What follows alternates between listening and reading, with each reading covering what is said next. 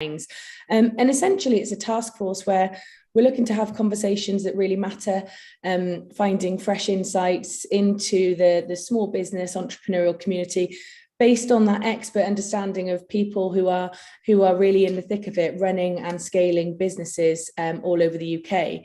And today's session, I think, is a really interesting one, particularly in the sort of current political climate that we're in, and all of the levelling up agenda and where that's going to be going now. But over the last few years, we've seen a huge increase in the number of small and medium businesses opening, and the overwhelming majority coming from London and the east of England. And obviously, as an awards programme that runs right across the UK, we obviously see that reflected in the sort of level of entries too.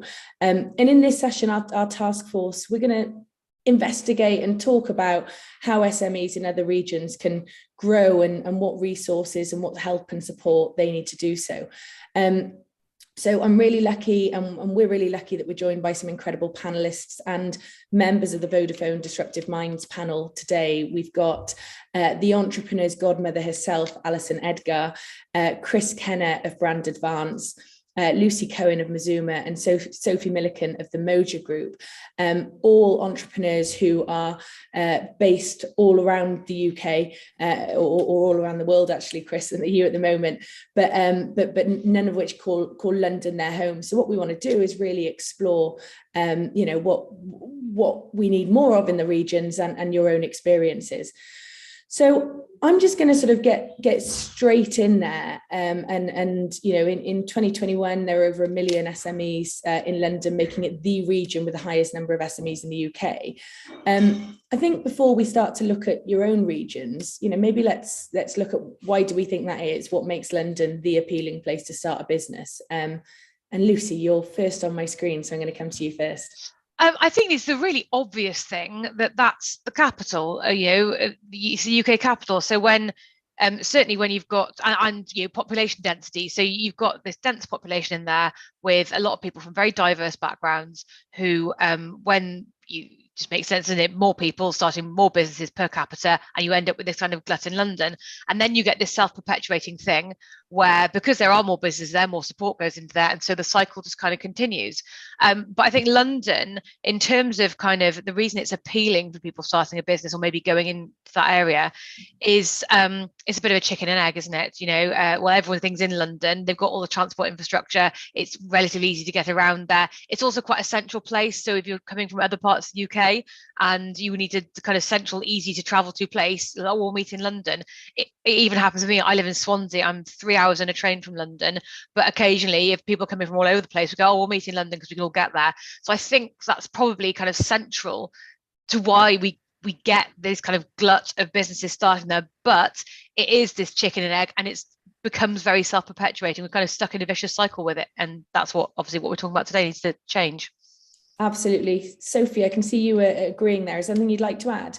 Yeah, I mean, I just totally agree with what Lucy's just said there. I'm based in Newcastle in the sunny today, northeast, and I lived in London before I set my business up. I was with John Lewis for 13 years, and I think I spent about 8 of those down in London. And it is an exciting place that's vibrant, that's got loads going on. And I think the point Lucy makes around transport is really, really key, because it is an easy place for everybody to get to because it's so well connected. But I think and maybe we'll move into this with some of the other questions, but I think what the pandemic's brought to that is the whole thing around remote working being more accessible than ever in terms of people's expectations and connectivity, etc. But also there's lots going on at the moment in terms of levelling up in other regions as well. So I think, again, chicken and egg type scenario, but there's changes afoot. Fantastic. Chris, can I come to you for your initial thoughts? And just to add that I can see people dropping notes into the chat. It'd be great to know where everyone's based as well as what you do, and then we can bring you into the conversation with questions throughout this morning. But Chris, I'll move on to you next. Yeah, I think for me it was access to talent, talent from across the UK, where people tend to gravitate towards a city that's more liberal, that you can be yourself, that, you know, so, and then you get access to them pools of people. And so that, I think that's one of the main reasons why a lot of companies start there. There's a lot of access to talent from outside of the UK as well that travels in, and obviously, like you said, being a capital city, people want to come and move to a capital city, and such a liberal one as well, you know, so you get access to pools of talent from different communities like LGBTQ plus that maybe in the rest of the UK wouldn't, you know, really bring their true self, and then you get to harness that superpower of people bringing their authentic selves. So yeah, that's why I think it's a good play.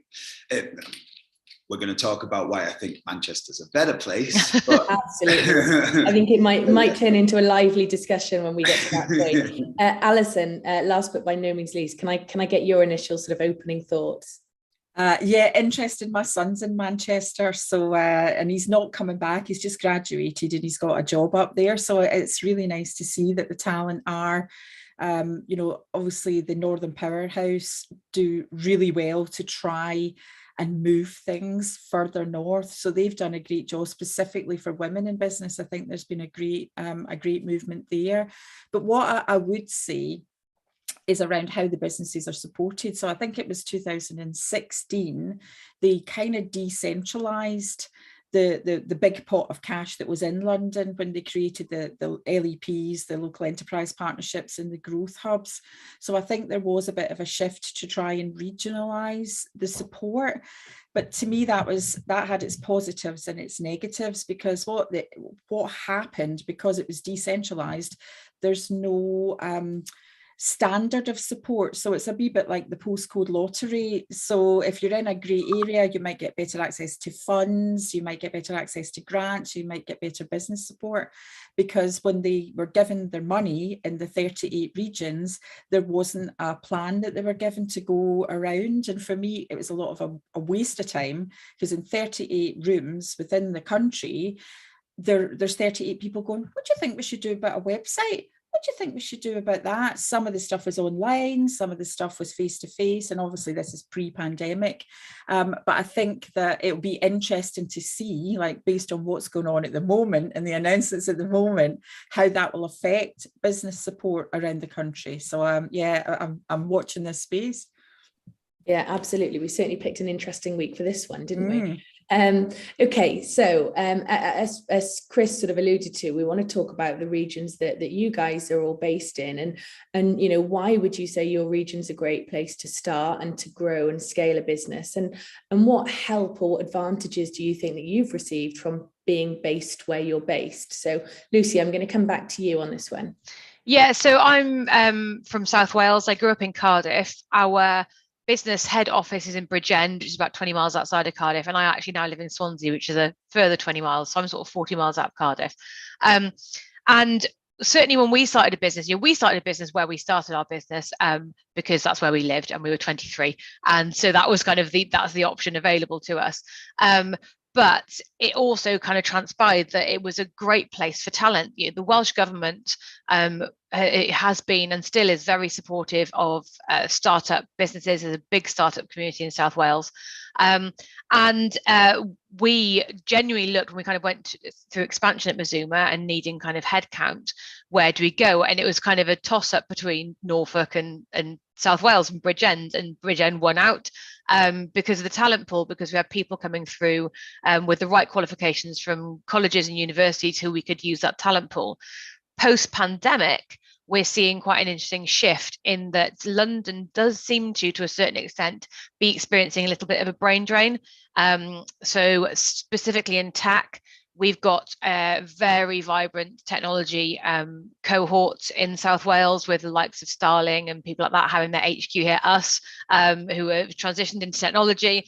And we're seeing developers who have realized they don't need to live in London to do their dev jobs because they didn't do it for 2 years during the pandemic, moving to places that give them a much nicer work-life balance. At the moment, it's a challenge because they're still keeping those London salaries outside, in Swansea. So it's making it very difficult for us to attract talent now, but I think longer term it's a fantastic thing, because people who come out of universities and education and programs are not just going to automatically go, I can't get a tech job in Swansea, I'm going to go to London. We're going to start kind of seeing that naturalizing over the next kind of 5 years or so. And ultimately, you know, I can walk out of my door and be on the beach in 5 minutes and do a tech job from here. So yeah, it gives great options. So that's my bid for Swansea. We've got a new arena as well, so yeah, that's my bid for Swansea. But generally, South Wales is a great place to start a business. Fantastic. And Sophie, what about you? What about your experiences in the Northeast? Do you know, I've been thinking about this quite a lot recently, because not only am I massively passionate and excited about the Northeast, but I actually got booked to a speaking engagement at a conference that was in Newcastle last week to talk specifically about why the Northeast was a great place to do business.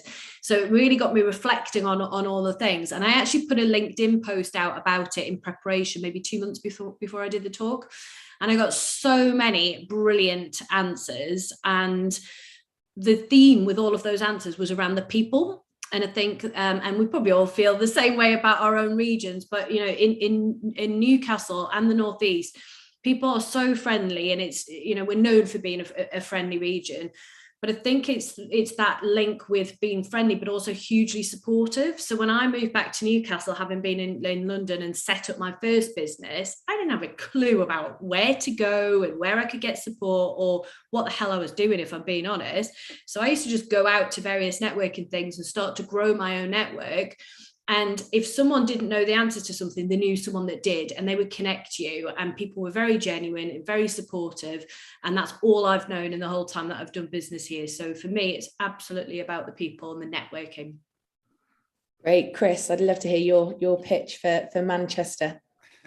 Right. So just as a disclaimer, our head office is in London and I live in New York. But I'm still going to shout out from Manchester. Do you know what, actually? And I can actually use my where I currently live, you know. So I've set up our office, so I'm heading up our office out in New York at the moment. But I started the company here in the UK, and I've always kept a small office in Manchester just because I want to go and visit and have an excuse to use the company credit card to get the train up.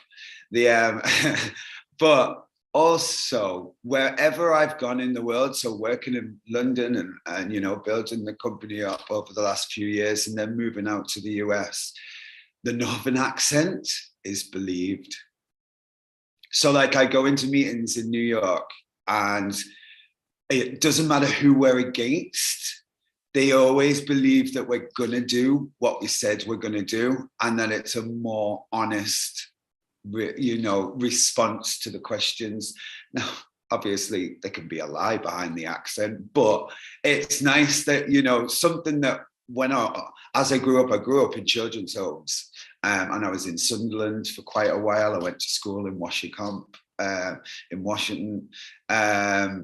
and all the way through childhood and into my early adulthood, it was sort of like looked down on that I spoke with a Northern accent, and I've lost it a little bit now, not too much, but you know, it was like you were poorer and dumber, and because you were from up north and you didn't sound, you know, better spoken. Now it's a superpower, an absolute superpower wherever you go.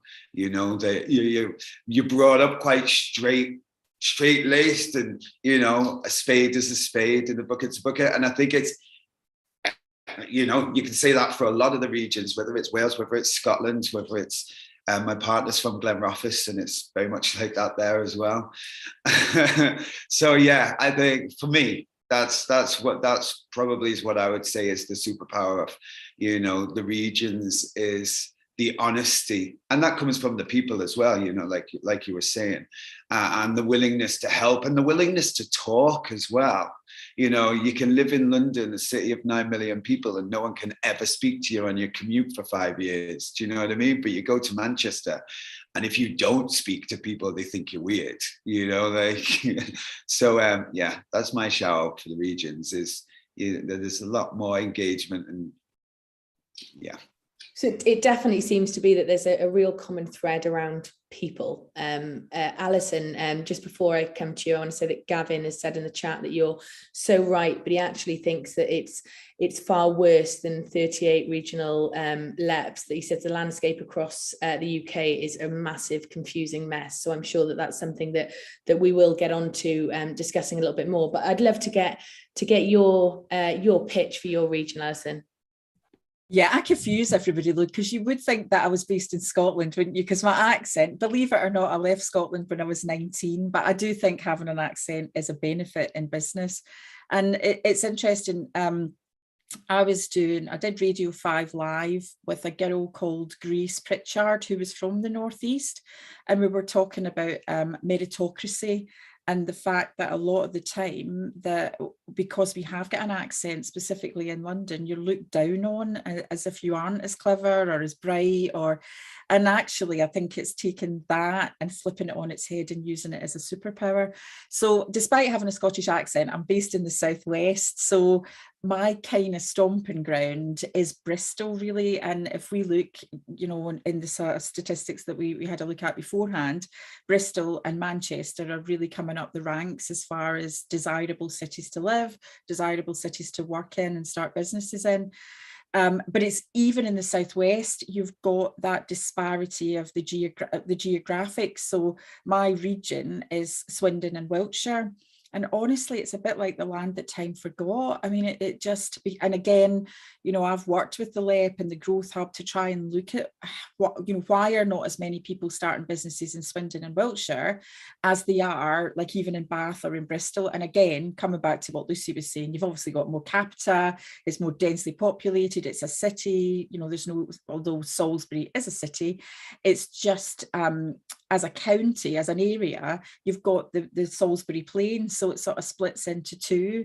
And when I was starting the business, again, I would do all the local networking, join the chamber, doing everything. And it it wasn't a great place to start a business because it was so stagnant and it was so like, nothing would move. So I would spend a lot of my time going into Bristol. So again, and you look at like Tom Ball when he started Desk Lodge, and it was funkier, it was faster, and a lot of the London stuff moved. I can remember going to an event in Bristol with Ollie Barrett, Tom Ball, Michael Acton Smith, all the big names were coming out of London to go to this event. And I think, again, it's organisations like yours, Fran, and like the things that Ollie was doing that is trying to decentralise everything from London and getting it out to the regions and giving us a fairer chance. Because like even when I started the business, it was all happening in London, but I didn't have money for the train fare. It was like, really like, oh, I've got to go like on the off peak because it's only 57, whereas if I go at that time it's 178, and I think that's the thing, that it's so important for organisations to do things regionally so that we have got a fairer chance. So yeah, that's my pitch for this, Southwest and Bristol and Swindon and Wiltshire. Fantastic, thank you. And so obviously we've talked about the regions that we're all based, but I think it would be good to sort of generally speaking, what do we think that a region really needs to have to make it suitable and appealing for small businesses, for new people looking to start a business? Is that events? Is that co-working hubs? Is, what is that is needed? What would make the sort of the if you were in charge, what would you be ensuring that these regions and nations have? And Lucy, I'm going to come back to you again. Yeah, it's a great question. For me, I think the thing that saved us and kept us kind of going in the early days of starting Mazuma was having community. So running a business can be incredibly lonely, even if you've got colleagues or you are in a co-working space. What you're going through is very personal, and it's likely that friends, ex-colleagues, family don't really understand why you've done this. Why did you give up a job and do this crazy thing? You must be mad. And they don't understand it. You're sat there, I think, sometimes kind of with your group of friends, they're all talking about this, that, and the other, and you're like, I can't even start. They're like, well, how's your business going? You're like, yeah, fine. Like, I can't even start. So having this community of people who you can share that stuff with, it's like therapy. I remember going out for drinks with kind of other people who'd run businesses, and be like, oh, you'll never guess what's happened, and they tell me the same stories or wilder stories. I'm like, thank goodness it's not just me. That is so important, if I think potentially more important than kind of funding and all that other stuff, because that's, you'll spend money and then that's gone, or you'll have access to courses and learning and then that's, you take it on board. But having that continuous, it's people again, having that continuous stream of people in your community will keep you motivated on days when it seems like it's crushing. And I think we do that. I quite often say I wish there were, when we started, because we were 16 years ago now, I wish there'd been this kind of, these co-working spaces that exist as they do today when we started, because these are fantastic. I was at Tramshed Tech last night, and this is brilliant co-working collaboration space in Cardiff where people can kind of hang out and hot desk, and it's just amazing. That sort of thing, not only for that kind of support, but also to meet people who are going to be super important to help your business grow. That network, you start building a network. So yeah, co-working hubs, events, and events with purpose, not just turn up and have a drink and leave again, but actual kind of like, you know, involved events where you get to kind of learn something or do something. For me, those are the things that regions can do probably quite easily to get that kind of entrepreneurial spirit going. Yeah, I completely agree. And I think that, you know, as well as the sort of the boots on the ground networks that we can take advantage of in our regions, I think that, you know, the one thing the pandemic certainly taught us is that here we all are coming together from all of the regions. And I think it's, you know, community absolutely central to what we do. It's incredibly powerful. Sophie, I'd love to come to you now. I mean, I totally agree with Lucy, community and people again. I guess just to add a different perspective, I was reading the Vodafone SMEs Like Me report, and I pulled a couple of stats off that I thought were really, really interesting. One was 59% of self-employed people had not sought any help or support. And also 71% of self-employed people don't see themselves as small businesses. So if people don't see themselves as small businesses, and then a lot of them are not seeking the support, then they're kind of missing opportunities. So there's something missing for me there around how do you find out what support's out there? Because I think I'm pretty well networked in the Northeast in particular, but I probably don't even know half of what's available out there. So I think there's something missing around how do we coordinate all those different options that are available for people and spread that word. And I'm starting a PhD in October at Durham Uni into female entrepreneurship, and I was doing some research for that as well. And I was reading the Rose Review, and that was talking, and this was specific to women, but I think this would apply to everybody. And it was around people not having role models and not knowing people in business. And I think there's something really powerful around that, and people that are in business should be role models to encourage others as well. So I think it's getting out there as business owners ourselves and trying to help people and pay it forward, but also there's that technical bit around what help is available and how does that message get spread. Yeah, absolutely.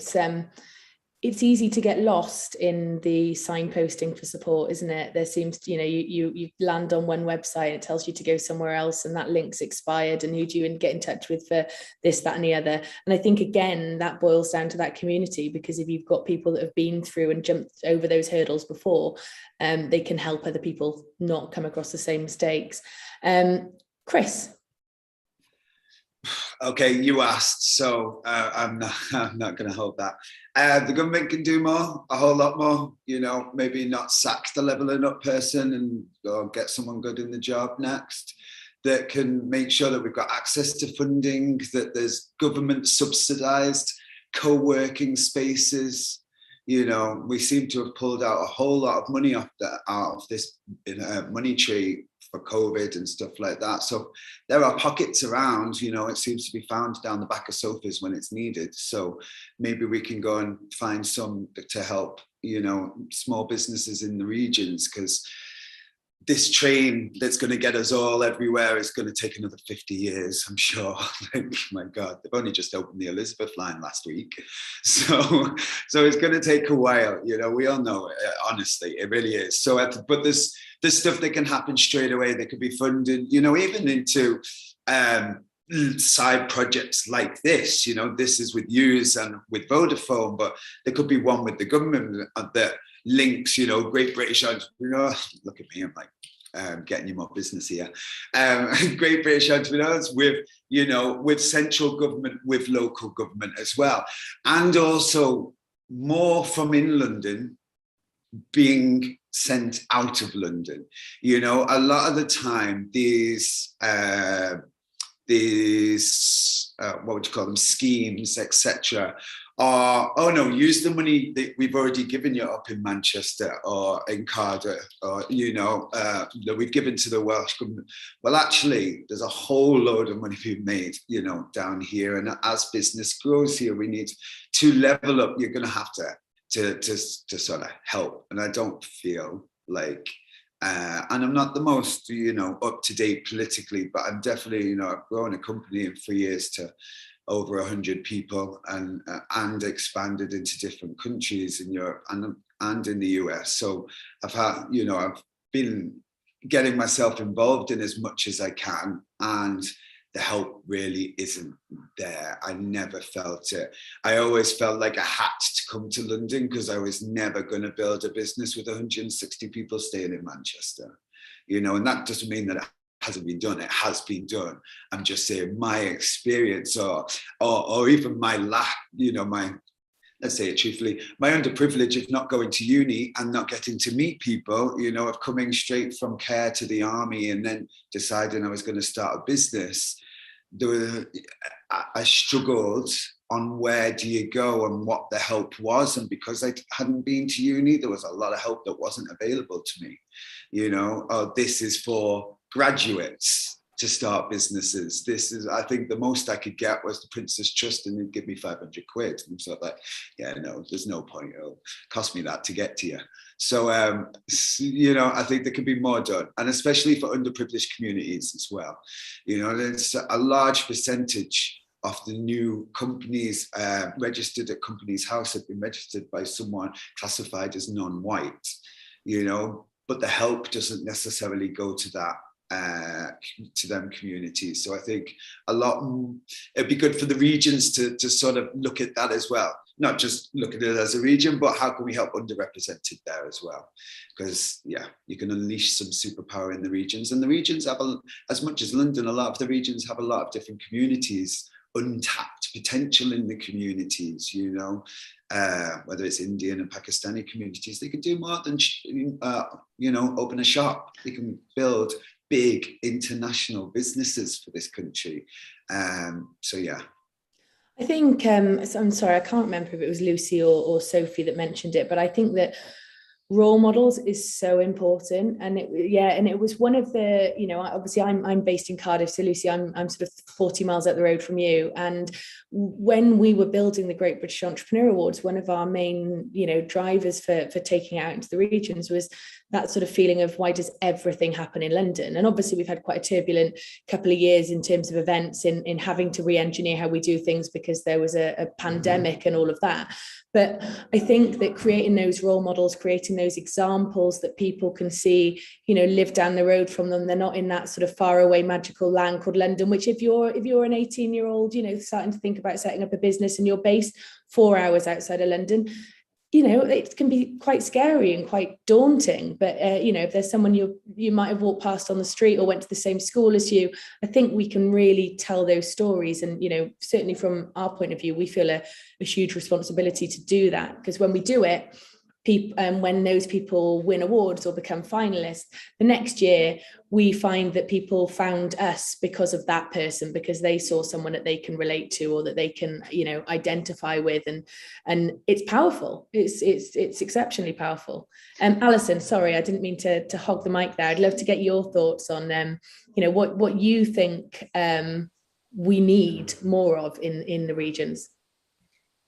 So I think it's really interesting when, coming back to what we're saying about support and help from government, because as entrepreneurs, we think differently. We don't follow the path, we disrupt, we look for the problems. But what you have is you've got politicians who are civil servants who don't think entrepreneurially. So when it comes to getting the support out there, we can do it because we know how to sell ourselves, whereas actually a lot of it is a tick the box exercise. And I think it's to do, I would say, around the continuity of support. Doesn't stay static long enough. So if you look, when I started the business, which was 2014, I incorporated. So for me, I do a lot of, I've got a sales training company, and I do sales coaching and leadership and all that kind of stuff. So I'm in the knowledge industry. So actually I was tapping into the government schemes on the reverse, because basically they were paying me to deliver the stuff. And even since then, we went through growth vouchers, growth accelerator, peer networks. The new one is Help to Grow, so it sort of changes every 5 minutes, and I'm in that space. And even I'm like, oh, I don't really know what's happening. And everybody wants to help, but because they're all siloing, we look at big organizations who silo, whereas as us, a small business, we collaborate really well. They're all trying to get their oar in and get their people through the head, the head count, and they're fighting against each other. And I think that's the thing that, we know as entrepreneurial people, collaboration is key to all of this stuff. But all the people in the support industry are trying to look at me, I'm doing it, I'm better than you. Whereas if they work together, we would have better results. And one of the things currently on the Help to Grow program, which is the current one, which is based on Goldman Sachs. So if you look at when they ran the Goldman Sachs, is it the Goldman Sachs 100, you had to have £1 million turnover and X amount of capital per, employee, and a certain EBITDA and all that stuff. So the Help to Grow scheme is based on that. But what they've just done through the business schools, and again, looking at the regional support. So if you look at, Salford, where my son went to, they've got a brilliant business school. You look at UE, all those business schools were actually supporting the smaller businesses. But because the marketing doesn't hit the spot, what was happening is the knowledge industry people would find the clients and say, do you know what, I can work with you on that program. So a lot of the knowledge industry were actually the vocal point to get that support out. But what they did was, in year 2, which is where they are now with Help to Grow, instead of paying the mentors on the scheme, they did an £8 million bid to Enterprise Nation, Association of British Coaches or something, and Newable. So they won £8 million in a contract to find volunteer mentors. That is just wrong. And it's a killer of the knowledge industry. So, if you look at trying to get that support out of London, oh, that's brilliant. Why don't we give £8 million to a consortium who are in London, who then don't have the regional support out there that they did before to help the business schools? So to me, again, it's so wrong. And again, it goes back to, back into London again, because that money stays in London. It's just wrong, completely wrong. Go on, Chris. Yeah, if you don't mind jumping in, just since we're on subjects like that, I agree that some schemes are just not fit for purpose. So obviously after Black Lives Matter and the murder of George Floyd and a lot of other things going on in society, government and industry sort of said, we want to do better. So they put up a lot of schemes, and a lot of schemes are like for brands, especially in what I'm in advertising, for brands, etc., to make sure that they are spending with or working with or government agencies are working with minority owned and operated businesses. All right, which is great. Make sure that out of the 100 businesses you work with, that a section are minority owned and operated. But there's a catch. So all of these partnered with companies that register you as an LGBT business, a Black owned business. And so we've just went through one. I have to not just do the application, but pay £15,000 to a company that then will confirm that I am Black, you know, because me just being black isn't confirmation enough, because you cannot tap into, and a lot of brands and government agencies will not work with you as a black owned business until you have this stamp that says you are black owned, and that costs you. You've got to pay a lump sum. You've got to go through all these things where you have to do an interview and blah, blah, blah. And you're sort of like, can I just send you a picture of myself? Or how about you go on my LinkedIn and you'll see a black man staring back at you, and then you'll know I'm a black owned business and I can save for 15 grand and you can save 5 weeks of interviews. No. So that, you know, that's a real problem, because we're sort of, you've got government, you've got industry really wanting to work with, but, you know, there's this sort of massive, again, it's like, this was all done to even things up, to even up privilege, to even up the different areas and places where it might have not had come from an area where you can go to union, stuff like that. This was meant to even it up. I've just become unprivileged again because I'm black, because for me to work with the same client as maybe one of you's, they might want to work with me with their minority owned and operated pot of money and work with you with their marketing pot of money.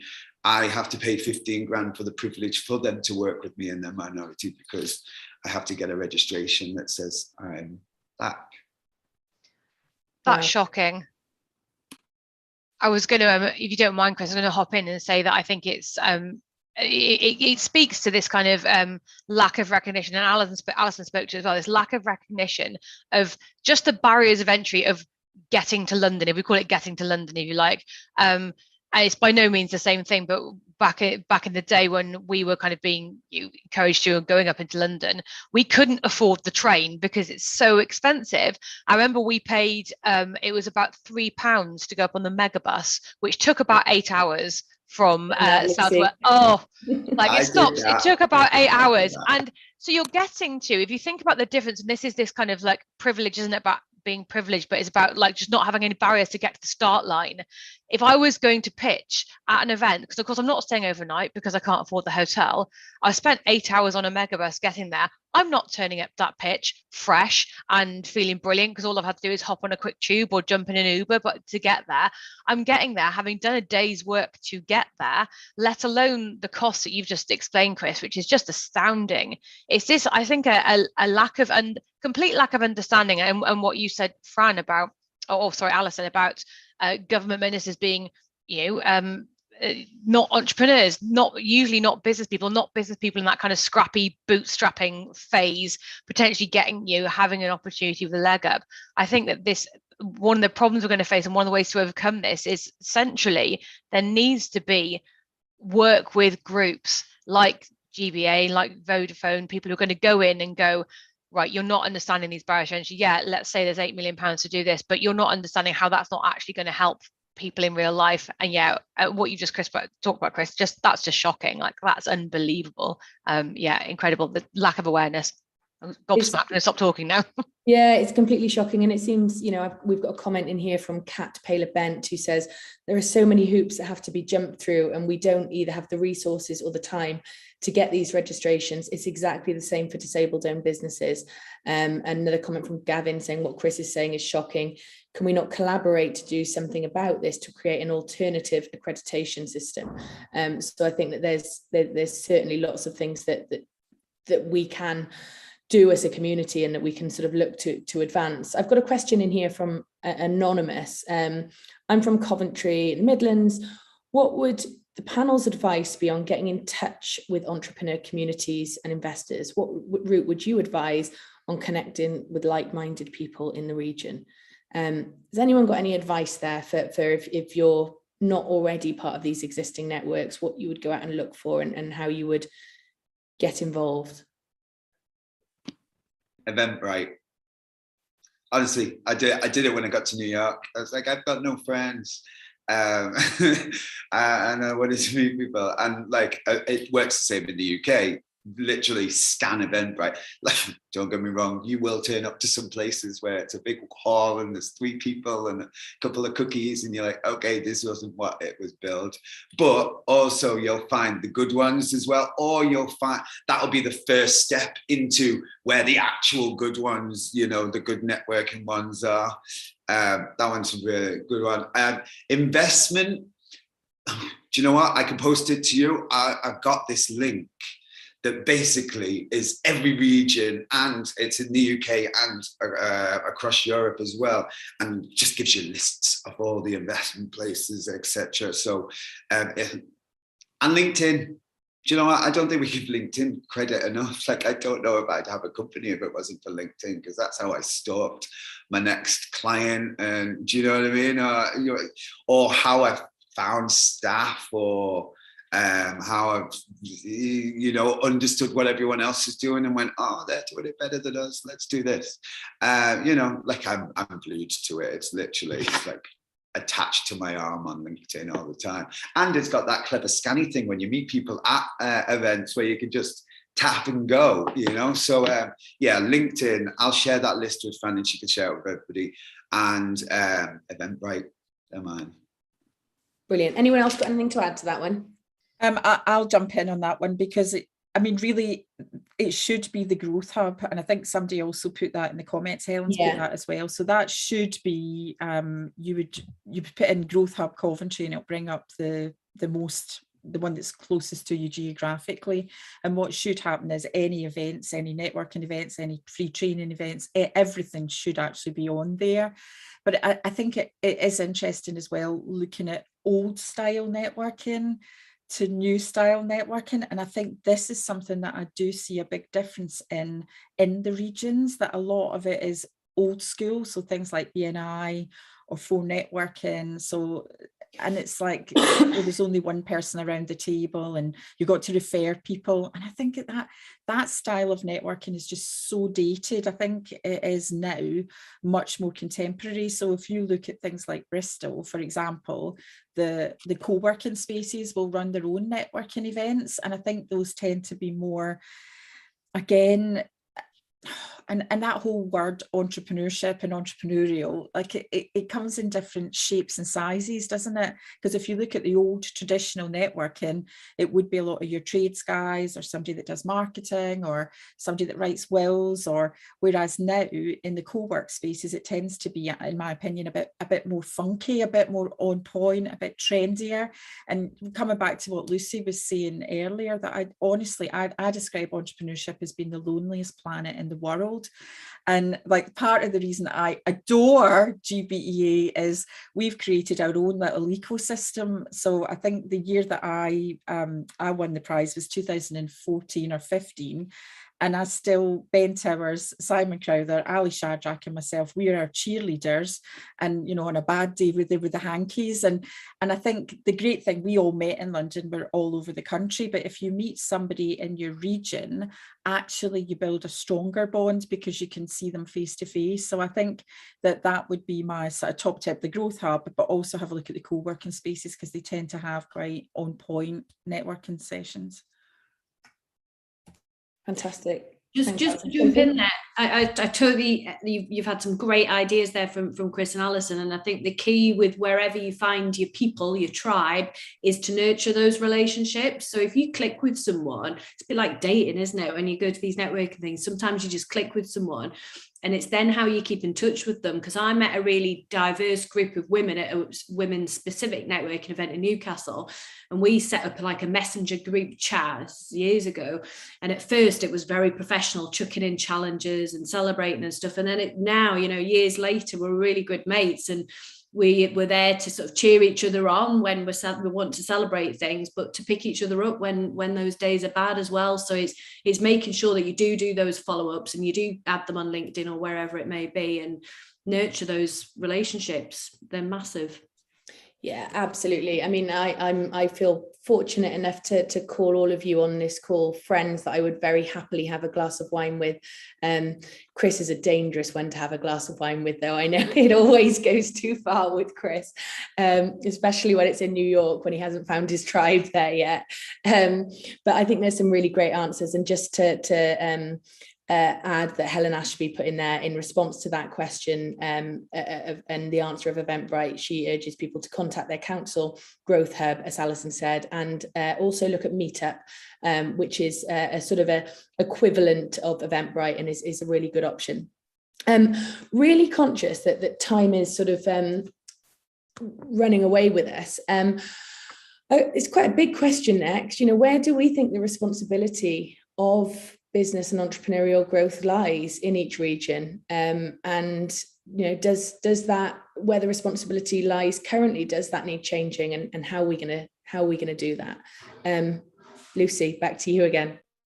Yeah, it's a huge question. I think that what we all need to do a little more, and it's always a shame that kind of revolution happens from the people. You kind of think all the people in charge should be looking at the whole landscape going, we generally want better opportunities, more diversity, better kind of spread of businesses and things, because they talk the talk, don't they? But in reality, the actual things they put in are usually a drop in the ocean. You know, the Help to Grow scheme was woefully small. If you think about the number of businesses that start every year, and you have this tiny amount of support and funding, which is incredibly restricted, and then back to the regions, I saw there were only 2 of the management schemes running in Wales and nothing in North Wales. So again, it was, you know, highly inadequate. And you know, like Chris said, they seem to manage to find the odd, you know, tenner down the back of the sofa for certain other things. I don't know why they can't put in a bit more effort. But I think so.